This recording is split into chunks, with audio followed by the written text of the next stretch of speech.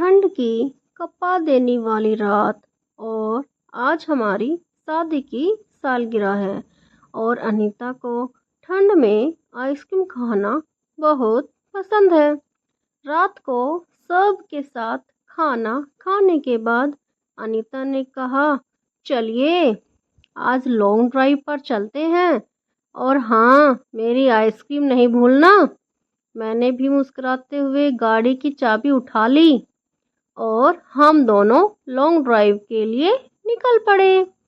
मैं मोहन एक multinational company में एक मैनेजर की पोस्ट पर काम करता हूँ। मेरी पत्नी अनीता एक हाउस मेकर है, या ऐसा कहूँ कि वह मेरी भाग्य लक्ष्मी है तो गलत नहीं है। मेरे दोनों बच्चे अंश और विधि सेटल हो गए हैं, उनकी शादी भी हो गई है।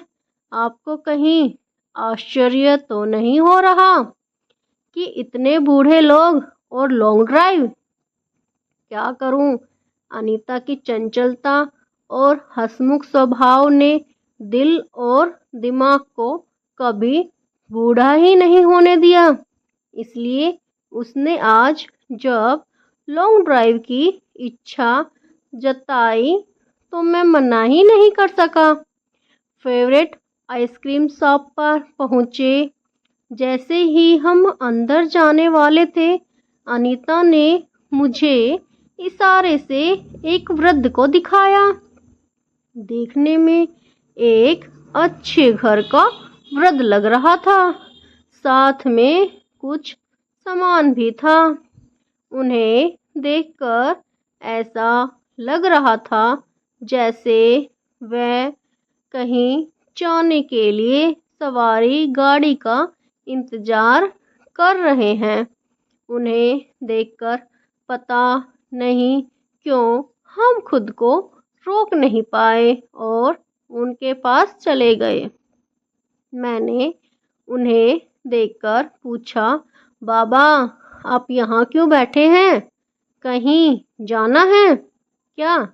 रात में यहाँ सवारी गाड़ियाँ कम ही मिलती है और आज ठंड की वजह से तो मिलना मुश्किल है। वृद्ध हमें देखने लगा। मैंने फिर पूछा, बाबा बताइए तो, रेलवे स्टेशन या बस स्टॉप कहाँ जाना है? मैं छोड़ दूंगा। इतनी ठंड में यहाँ बैठकर इंतजार करने से कोई फ़ायदा नहीं है। आप बताइए कहाँ जाना है? हमारे बार बार पूछने पर शायद अनीता के आग्रह से उस वृद्ध ने भरे गले से कहा, कहाँ जाना है यह तो नहीं पता, लेकिन कहाँ नहीं जाना है यह जरूर पता है। उस वृद्ध की बात से हम दंग रह गए। अनीता ने वृद्ध से आग्रहपूर्वक कहा, बाबा आज ठंड बहुत है, चलिए पहले वहाँ चलकर थोड़ा थोड़ा चाय पी लेते हैं, फिर बात करेंगे। वहीं चाय की एक छोटी सी टपरी थी। अनीता बाबा के साथ चाय की दुकान की तरफ बढ़ने लगी। मैं भी उनका सामान उठाकर उनको सहारा देते हुए चलने लगा। दुकान पर हमने चाय और बिस्किट लिया। सब अपना अपना कुल्हड़ लिए चाय पीने लगे। एक अजीब सी शांति थी। बस बीच बीच में चाय की चुस्कियों की आवाज़ आ रही थी। बाबा की आवाज़ में ने इस शांति को भंग किया और अनीता से बोले, बेटी तुम्हारा क्या नाम है? मैं अनीता और इनका नाम मोहन है बाबा। ये मेरे पति हैं। बेटा इस शहर में या आसपास कोई वृद्ध आश्रम है क्या? बाबा की बात सुनकर मैं और अनीता एक दूसरे को देखने लगे। समझ नहीं आया कि इस उम्र में वृद्धाश्रम। बात करने के तरीके और पहनावे से बिल्कुल ऐसा नहीं लग रहा था कि वह किसी गरीब घर के हैं जिसे खाने पहनने की समस्या हो। फिर जीवन के इस पड़ाव पर वृद्धाश्रम बात को समझ नहीं आई, इसलिए मैंने पूछा, बाबा आपको वृद्धाश्रम क्यों जाना है? आपका घर कहाँ है और इतनी रात को आप यहाँ कैसे? आपके परिवार में कोई नहीं है बाबा? कुछ तो बताइए, तभी तो आपकी समस्या का हल निकाल पाएंगे। हमारे प्यार और अपनेपन से बाबा की आंखें भर आई। उन्होंने कहा, बेटा मेरा नाम रामदास है, मैं ततारपुर गांव का रहने वाला हूँ। मेरी पत्नी के देहांत के बाद मेरा बेटा मुझे अपने साथ यहाँ शहर ले आया।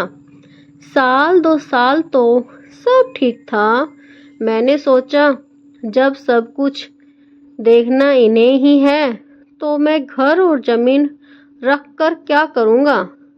मैंने अपना घर, जमीन और सारी जमा पूंजी अपने बेटे बहू के नाम कर दी और उन्होंने यह कहकर बेच दी कि वहाँ फालतू की ज़मीन पड़ी है, कोई कब्जा कर लेगा।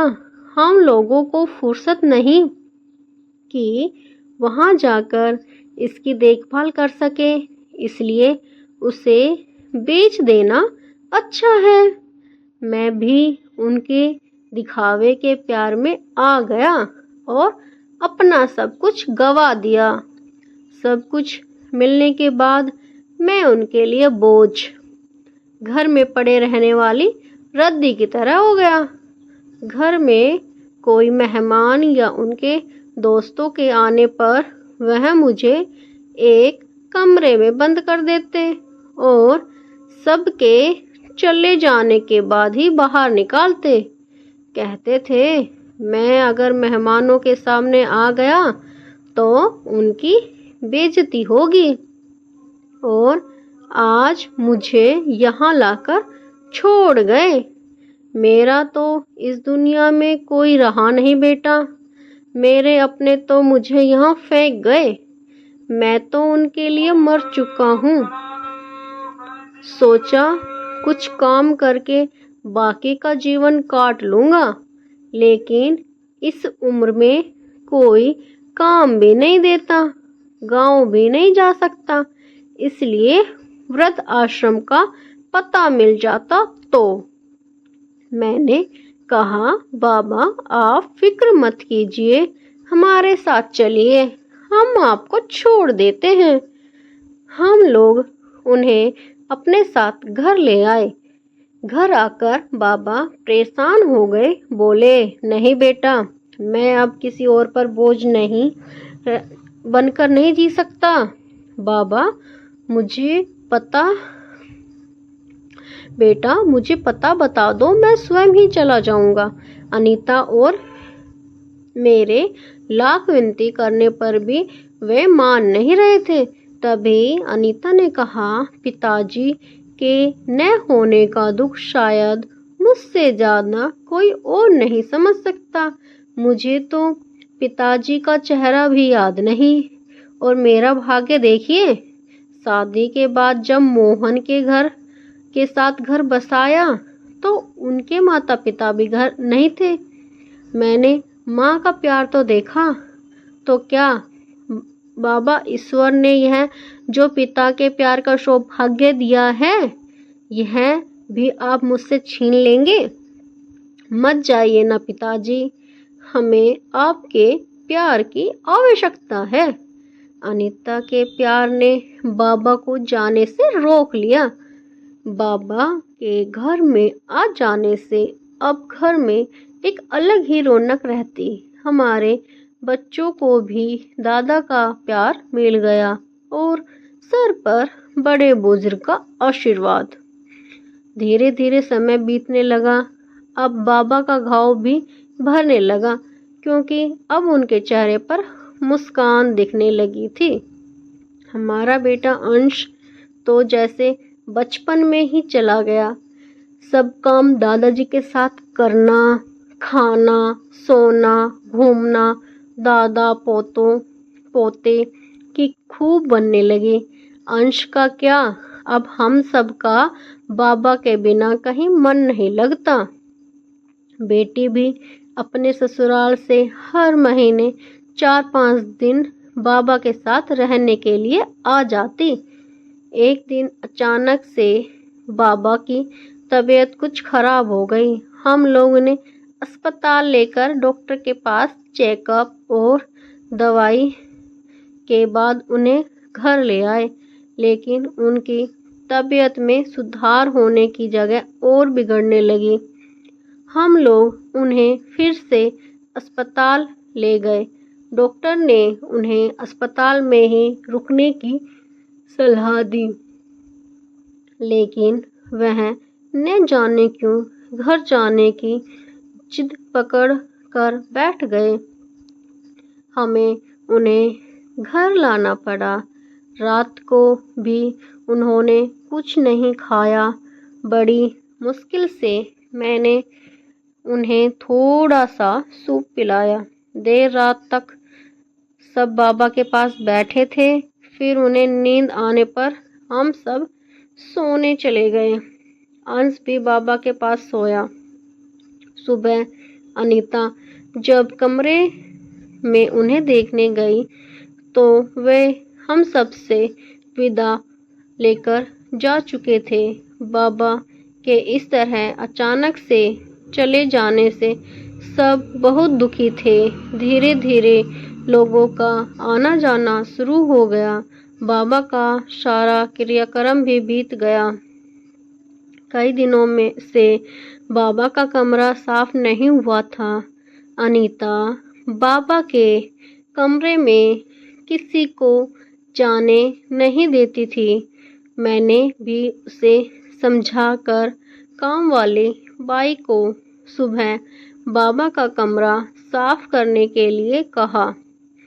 थोड़ी देर बाद काम वाली बाई अनीता के पास आई और बोली, दीदी, बाबा का कमरा साफ कर रही थी तो उनके तकिए के नीचे से यह लिफाफा मिला। अनीता ने लिफाफा खोला तो उसमें 10-10 के कुछ पुराने नोट थे। एक लाल पुराने से कपड़े में छोटी सी बच्चों की चेन थी और एक चिट्ठी अनीता के नाम, जिसके अक्षर देखकर यह लग रहा था कि बाबा के हाथ कांप रहे थे लिखते हुए।